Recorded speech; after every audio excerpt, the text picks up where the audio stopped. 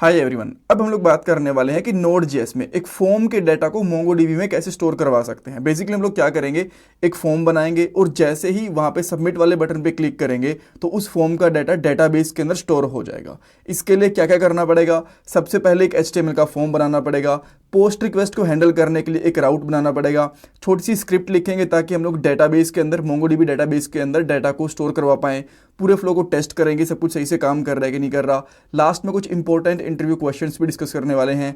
Notes, code और playlist का link आपको डिस्क्रिप्शन बॉक्स में मिल जाएगा। आजकल एक अच्छी जॉब मिलना बहुत मुश्किल हो चुका है। एक जॉब के लिए 10,000 से भी ज्यादा कैंडिडेट्स अप्लाई करते हैं। बट अगर आप भी जॉब सर्च कर रहे हो तो इसके लिए मैं आपको एक सोल्यूशन दे सकता हूँ। शार्पनर टेक आपके लिए एक जॉब रेडी ट्रेनिंग प्रोग्राम लेके आया है। इसके अंदर आपको बेसिक से लेकर एडवांस तक ट्रेनिंग मिलेगी, प्रोजेक्ट्स करने को मिलेंगे, मॉक इंटरव्यूज, रिज्यूमे में हेल्प, बहुत कुछ मिलेगा। और उसके बाद आपका कंपनीज में इंटरव्यूज भी करवाया जाएगा। और सबसे सही चीज ये है कि आपको पेमेंट जॉब लगने के बाद करनी है। और अगर आपकी जॉब कहीं और से लगती है तो आपको पेमेंट करने की जरूरत भी नहीं है। सो डिस्क्रिप्शन बॉक्स में मैंने लिंक प्रोवाइड करवा दिया है, वहां पे आपको नाम और आपका नंबर ऐड करना है। देन हमारी तरफ से आपको कॉल आएगा और बाकी की डिटेल्स आप वहां पे पूछ सकते हो। So check out the description box. Alright, so अब हम लोग कोड पे चलते हैं और ओपन करते हैं index.js वाली फाइल को।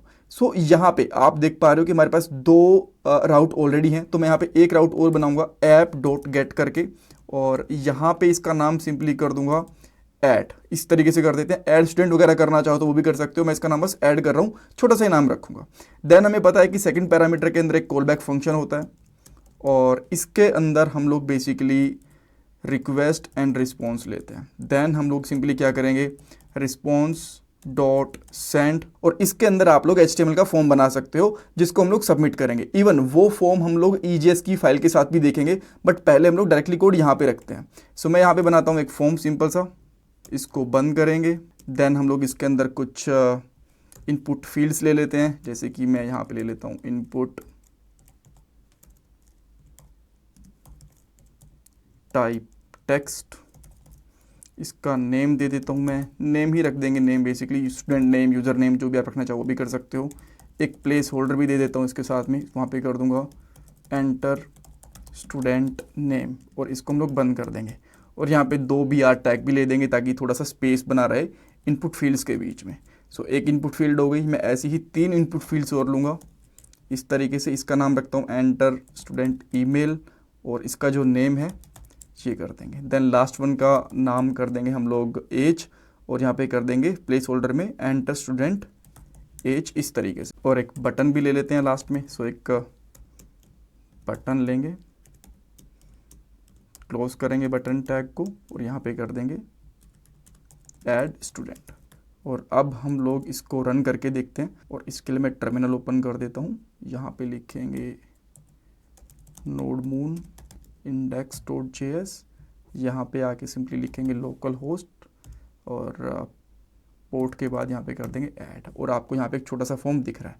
अभी के लिए जैसे मैं इसको सबमिट करूँगा तो ये यहीं पे सबमिट हो जा रहा है। इसके ऊपर कुछ पोस्ट रिक्वेस्ट वगैरह है नहीं, बिकॉज यहाँ पे नाम, ईमेल आईडी वगैरह सब कुछ दिख रहे हैं। अगर मैं यहाँ पे अनिल सिद्धू और कुछ डाल दूंगा यहाँ पे एज वगैरह, तो आपको यहाँ पे डाटा दिखता है सारा का सारा। बट हम लोग चाहते हैं कि यहाँ पे पोस्ट रिक्वेस्ट का यूज़ करें, वो ज़्यादा सिक्योर होती है। देन इसके लिए आपको सिंपली यहाँ पे करना पड़ेगा मेथड इज पोस्ट। देन इसके बाद में एक्शन की, इसको सबमिट कहाँ पे करना है, तो एक्शन के लिए मैं यहाँ पे सिंपली डाल दूंगा ऐड स्टूडेंट, इस तरीके से। अब हम लोगों को एक पोस्ट टाइप का राउट बनाना पड़ेगा, जैसे गेट टाइप का है। इवन अगर आप चाहो तो इनको भी कॉपी कर सकते हो, थोड़ा टाइम सेव होगा आपका। तो मैं यहाँ पे इसको कर दूंगा पोस्ट। देन बिकॉज ये ऑलरेडी हम लोग समझ चुके हैं राइट, कि डेटाबेस क्या है, कलेक्शन क्या है, तो मैं इनको बार बार एक्सप्लेन करूँगा नहीं। सो जो इसका राउट है वो बेसिकली रहेगा जो हम लोगों ने यहाँ पे एक्शन दिया है। तो मैंने इसका राउट डाल दिया यहाँ पे, कूल है। अभी के लिए मैं इन सबको कमेंट आउट कर देता हूँ एक बार के लिए, और इसके अंदर सिंपली लिख दूंगा डेटा सेव्ड, ऐसा करके बस, ठीक है, टू चेक कि ये प्रॉपरली विजिबल है कि नहीं है। अब मैं इसको वापस रिफ्रेश करूँगा। देन यहाँ पे अनिल सिद्धू डाल दिया, और यहाँ पे कुछ डमी ईमेल आईडी और डमी मैंने कुछ भी एज डाल दी, ऐड करूँगा। यहाँ पे आप देख सकते हो डेटा सेव्ड, ये प्रॉपर आ चुका है यहाँ पे। नाउ जो फॉर्म से डाटा सबमिट हुआ है ना, उसको यहाँ पे गेट भी करना पड़ेगा राइट। सो उसको गेट करने के लिए जो सबसे इंपॉर्टेंट चीज़ होती है वो होता है एक मिडलवेयर। सो आपको सिंपली यहाँ पे करना पड़ेगा app.use, और इसके अंदर लिखोगे express डॉट URL इनकोडेड, और ये बेसिकली एक फंक्शन होता है, इसके अंदर हमें पास करना पड़ता है एक्सटेंडेड ट्रू से एक ऑब्जेक्ट। तो इसमें करूँगा एक्सटेंडेड ट्रू, ठीक है। देन अब इसके बाद में आप यहाँ पे आके अगर सिंपली लिखते हो, एक लॉग करवाते हो रिक्वेस्ट डॉट क्वेरी, तो अभी आपको यहाँ पे डेटा मिल जाएगा। चेक करें एक बार के लिए। मैं वापस जाके अभी यहाँ पे कुछ डिटेल्स डालता हूँ, देन यहाँ पे डाल दूँगा, लेट्स से एज डाल दी मैंने 30, ऐड स्टूडेंट करूँगा तो आप यहाँ पे लेट मी सी डेटा आया, क्यों नहीं आना तो चाहिए था। कैसे आएगा, यहाँ पे बॉडी डालना है, क्वेरी नहीं यार। एक बार फिर से इसको रिफ्रेश ही कर लेते हैं, मेरे हिसाब से डेटा आ जाना चाहिए। हाँ, यहाँ पे आप देख सकते हो नेम, ईमेल आईडी और एज, जो हम लोगों ने वहाँ से पास करे थे, ये डेटा हमें प्रॉपरली यहाँ पे मिल गया। अब इस डेटा को बस स्टोर करवाना है डेटाबेस के अंदर, तो उसके लिए दो चीज़ें जरूरी हैं। देखो, कनेक्शन तो हम लोग ऑलरेडी बना चुके हैं डेटाबेस के साथ, ऊपर दिख रहा होगा, ठीक है। डेटाबेस हमें यहाँ से मिल गया था, तो यहाँ पे डेटाबेस की कलेक्शन को डिफाइन करना है। स्टूडेंट्स ये कलेक्शन, बिकॉज ये हमें पता है ना स्टूडेंट्स वाली कलेक्शन है जिसके ऊपर हम लोग डेटा को ऐड कर रहे हैं। नाउ इसके बाद आपको जो ये फाइंड वाला है ना, इसको हल्का सा चेंज करना पड़ेगा। यहाँ पे आप कॉन्स्टेंट ले सकते हो, माइट भी इसका नाम रख सकते हो रिजल्ट, या फिर जो भी आपको चाहिए। एंड देन यहाँ पे कर सकते हो कलेक्शन डॉट इंसर्ट 1, अगर आपको सिंगल डाटा को इंसर्ट करना है तो। और इसके अंदर सिंपली आपका जो बॉडी है ना, बिकॉज इसके अंदर प्रॉपर डाटा है, नेम है, देन ईमेल आईडी है, देन एज है, तो इसको आप डायरेक्टली इंसर्ट कर सकते हो इसमें। और ये एक ऑब्जेक्ट है, राइट, तो यहाँ पे ये ब्रेसेस लगाने की भी जरूरत नहीं पड़ेगी। तो यहाँ पे कर दो रिक्वेस्ट डॉट बॉडी, ठीक है, ये कर दिया। और देन बस ठीक है, यहाँ पे आप चाहो तो डेटा सेव्ड कर दो और यहाँ पे एक लॉग भी करवा दो इस तरीके से कि रिजल्ट के अंदर एक्चुअली गया क्या है डेटाबेस के अंदर, ठीक है। यहाँ पे कंसोल हो गया, तो ये ऊपर वाला कंसोल है, इसको मैं यहाँ पे कमेंट आउट कर देता हूँ। तो अब मैं यहाँ पे आके कुछ अलग से डाटा लिखता हूँ, बिकॉज अभी के लिए हमारे पास यहाँ पे अगर मैं इसको रिफ्रेश करता हूँ तो हाँ 4 यूज़र हैं, आप देख पा रहे हो यहाँ पे, ठीक है। जो लास्ट यूज़र है वो Tony, Sam, Peter and Anil. तो अब मैं क्या करता हूँ, यूज़र 1 इस तरीके से रखता हूँ, ठीक है। देन मैं यहाँ पे करूँगा user1@test.com और एज कर देता हूँ इसकी लेट से 18 ईयर, ठीक है। ऐड स्टूडेंट करूँगा तो इसने बोला डेटा सेव्ड, और यहाँ पे आते हैं पहले क्या मिला हमें, तो इसने बोला एक रिक्वेस्ट है पेंडिंग के अंदर है वो।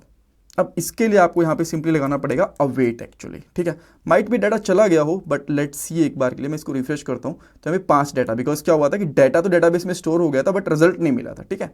तो यहाँ पे आप देख सकते हो, यहाँ पे आओगे तो हमारा यूज़र 1 वाला डाटा चला गया। अब एक और दोबारा से यूज़र 2 के साथ भी ट्राई कर लेते हैं। यूज़र 2 इसकी ईमेल आईडी और इसकी एज है 22। ऐड स्टूडेंट करूँगा, डाटा सेव्ड, और यहाँ पे आते हैं।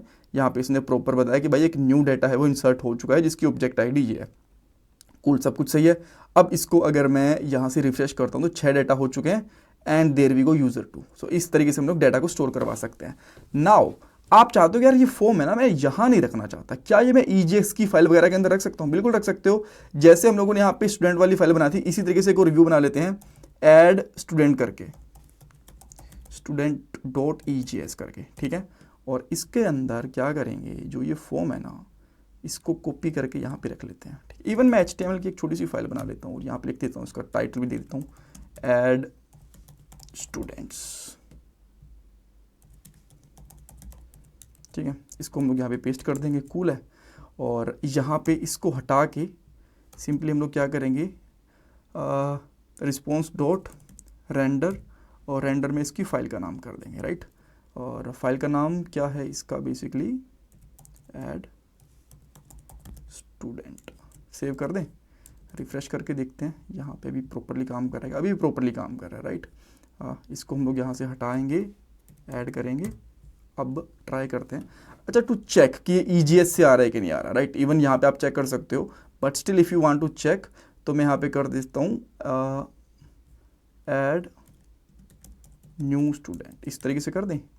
अब ये पता चलेगा कि आपको कहाँ से आ रहा है। नाउ अनिल सिद्धू एंड अच्छा, यहाँ पे यूज़र ही करते हैं यार, यूज़र 3 करते हैं ना, यूज़र 3, देन यूज़र 3 और एज है लेट्स से इसकी 15 year. Add student, data stored. अब सब कुछ सही चल रहा है, रिफ्रेश करेंगे, 7 डाटा, यूज़र 3 वाला डाटा भी आ गया, परफेक्ट। सो इस तरीके से हम लोग यहाँ पे डाटा को स्टोर कर सकते हैं। इंटरव्यू क्वेश्चन के अंदर आपसे पूछ सकते हैं कि जब भी आप लोग डेटाबेस के अंदर एक यूज़र को इंसर्ट करवाओगे तो हमें कौन सा फंक्शन यूज़ करना होता है। इस केस में आप बोलोगे इंसर्ट वन। और इंसर्ट मैनी में क्या डिफरेंस होता है, नाम से पता चल रहा है। इंसर्ट मैनी से हम लोग मल्टीपल डाटा को स्टोर करवा सकते हैं और उसमें एरे जाता है इस तरीके से, ठीक है, यहाँ पे वो एरे जाता है। और जो इंसर्ट वन है ये सिंगल यूज़र को स्टोर करता है, सिंगल इन्फॉर्मेशन को स्टोर करता है बेसिकली, या फिर सिंगल एंट्री भी कह सकते हो, और ये ऑब्जेक्ट होता है इस तरीके से। Alright, okay, so thank you so much. इसमें कुछ डाउट कन्फ्यूज़न मुझे कमेंट सेक्शन में पूछ सकते हो, और कोड आपको thecodingskills.com के ऊपर मिल जाएगा, यहाँ पे कोर्सेज़ के ऊपर जाना है, देन सारे के सारे कोर्सेज़ आपको यहाँ पे मिल जाएंगे। Thank you so much guys.